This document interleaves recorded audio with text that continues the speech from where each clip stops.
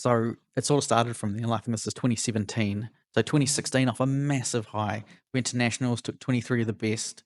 Like, I felt like some of the, most spectacular cars in the country. Herded these sheep into like this one stand, and it was awesome. He had It such wasn't. I remember it it well. was massive, man. Like, Yeah. we had such a cool time, and then the boys with the CJC boys, they put together their like little Kaido racer out of like our leftover like custom wood, and it was just such a cool year. And then for 2017, come from this massive high to this massive low with Dad passing away, Mm. and we just, it was a rudderless ship, like, just didn't know what was going on. Speedmagnet, just didn't have the same flavor, like. And if you look back now, you'll see that whole period, it was just not much going on. Like, I was trying to hold on to it, but just trying to still keep everyone happy. Look after everyone, and then you just got no capacity. You just can't do it. Like, if you're not good yourself, you can't help other people. Mm. So it's that soul searching, and then just understanding it. But I'm preaching right now, like saying, do these things. But at the time, I had no idea. And I So, was so at falling the deeper time, and then, deeper into the hole. at the time, what were some of the steps, or do you remember some of the happenings that helped you come out of the hole? Or even are you out of the hole? No, it's. I mean, that's that's a debatable, pretty right? strong. Like, I'd like to think I'm mostly out of that hole. Like, there's times where you just like think about stuff, and I mean, like, we all do this, right? Like, keep yourself up at night, like thinking about, oh, should I have done this? Should I have done that? If I did this differently, would I be in a different situation right now? But you can't beat yourself up. I think a big part of life is just, it's happened the way it's happened. There's no other way to. It could have happened. Yep. Or yeah, because I mean, like, how do you even get any sleep? Yeah. You just can't, right? Thinking about all those avenues, but I think it took someone else, and I was really lucky with my cricket network and sort of the Cowboys. They're like, you're all good, man. Like, this question started popping up a lot more. And I was like, I wonder why they saying this. Like, why? I think I'm fine. I'm handling it, but obviously I wasn't. And I think it was one time we went down to the cricket club. We were on the drinks, right? And I shouldn't have been on the drinks. I was already not in a good space, right? And then I just started talking rubbish, right? Like, not positive, not, because usually I'm a really happy drunk, like really happy, overly happy probably. Yeah. So being the negative guy,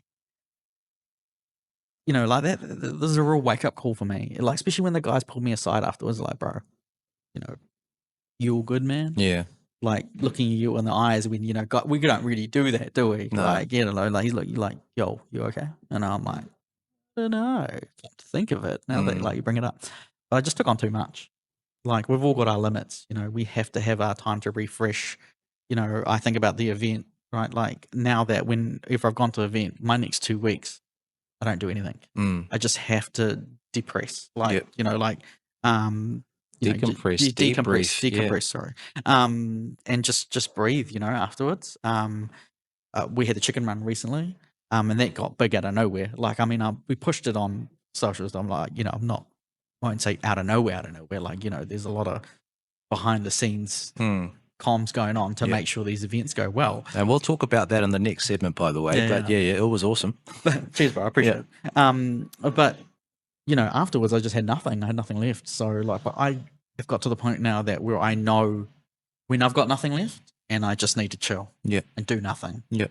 So that was my realization, where, like, I just kept trying to push it when the tank was empty. Like, there's no fuel, no air going in. The engine's still trying to turn. Not happening. You just got to damage stuff. And that's a little analogy right there. You're going to do internal damage real badly. So, yeah. But I think it got to a point where I was at the end. To the point where I can't swim very well, bro. Right? So, when those thoughts are overwhelming and you're like, yo, I'm just gonna, this is it. I'm done, And it's really weird because, like, everything was going really well. in a lot of areas of your life. That doubt, that like I'm not good enough, like I'm letting everyone down, that starts becoming really overwhelming. Yep, I can actually relate to that. But Yeah. yeah, I'm I didn't know. I mean, it wasn't until much later that you told me, Yeah. because we're personal friends, Falgs and I, we go a long way back, but I didn't know.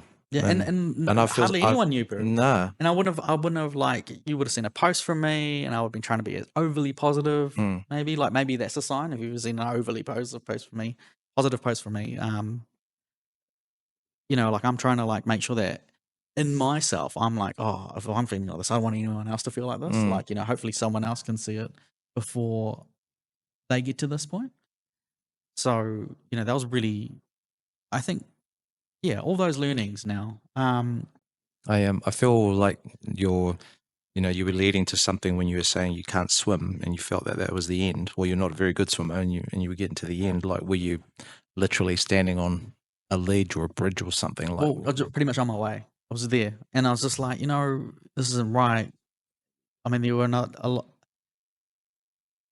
I've got kids and stuff, and like you think, oh, what would their life be like, and all that type of stuff. I mean, it's still not that still shouldn't be the final decision making thing. You should be doing it for yourself, right? You've got a big life to live. Our lives are short anyway. Anyway, like, we've got until maybe when we're 65, when we're like still able bodied and our knees are working and our backs are working and whatnot to sort our shit out. But shorter to that is, at our age right now, we're technically in like the top of the bell curve, right? This is it.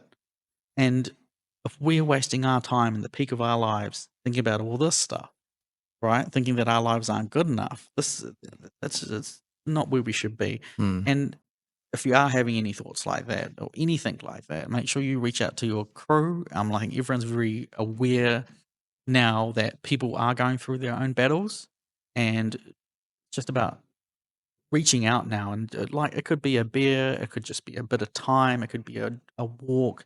Ideally a drive. Like drives work the best. You have a little bit of music, you're going somewhere. It's like you're going to a destination. Like it's the shoulder to shoulder where you're like more comfortable talking about things, and you just got to get it out. Like you can't keep it in. And I think that's our boys' problem, right? Keep it in.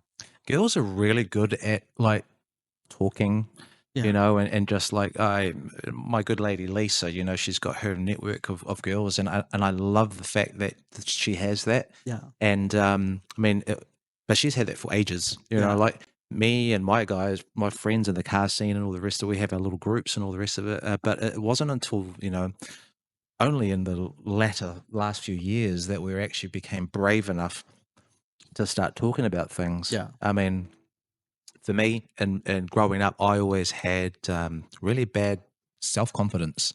Now, a lot of people might think, "Oh, you're full of shit, man. Yeah. You're Mr. TV guy, or you're in front of the camera right now." I mean, you don't, but my self-esteem was really bad, and I still have flashbacks of it now. Even in my mid-40s, it's I kind of, people won't know this, but before jumping on camera, or even before I leave home, I sort of have a bit of a process where I tell myself, like, it's going to be okay, you're going to be fine, people will, you don't have to please everybody. Correct. You kind of thing, because for me, I think my personality is people pleaser.